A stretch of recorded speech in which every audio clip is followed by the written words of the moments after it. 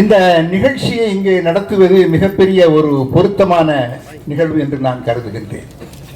எனக்கு முன்னாலே பேசிய பேராசிரியர் அகமது மரைக்காய் அவர்கள் சுட்டிக்காட்டியதைப் போல சிராஜுல் மில்லத் அப்துல் சமது சாஹிப் அவர்கள் இந்த கல்லூரியினுடைய முன்னாள் மாணவராக இருந்தார். இந்த கல்லூரியிலே 2 ஆண்டுகள் அவர் இன்டர்மீடியட் படித்திருக்கின்றார். அது மட்டுமல்ல, மாணவராக இருந்த அவர் ஒரு 15 ஆண்டுகளுக்கு பிறகு இந்த புதுக்கல்லூரியை நிர்வகிக்கக்கூடிய தென்னிந்திய முஸ்லிம் கல்வி சங்கத்தினுடைய தலைவராகவும் இருந்திருக்கிறார். அத்தகைய வாய்ப்பு வேறு யாருக்கும் கிடைக்க பெற்றிருக்காது என்று நினைக்கின்றேன். மாணவராக இருந்த ஒருவரே கல்லூரியுடைய நிர்வாக குழுவுக்கு தலைமை ஏற்கக்கூடிய ஒரு வாய்ப்பு வரலாற்றில் ஒரு சிலருக்குத்தான் கிடைக்கும். அந்த வாய்ப்பு நம்முடைய சிராஜுல் மில்லத் அப்துல் சமது சாஹிப் அவர்களுக்கு கிடைத்திருக்கிறது என்பதை நினைக்கின்ற பொழுது நமக்கு ஒரு பெருமிதமாக இருக்கின்றது.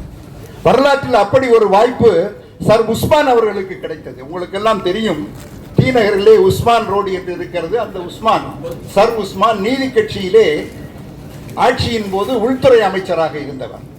அப்படி அமைச்சராக இருக்கின்ற காலகட்டத்திலே அங்கு கவர்னராக இருப்பவர் 3 மாத கால விடுப்பிலே செல்கின்றார். விடுப்பிலே செல்கின்ற பொழுது கவர்னருடைய பொறுப்பினை, அதாவது ஆக்டிங் கவர்னராக இருக்கக்கூடிய வாய்ப்பு சர் உஸ்மான் அவர்களுக்கு கிடைக்கிறது.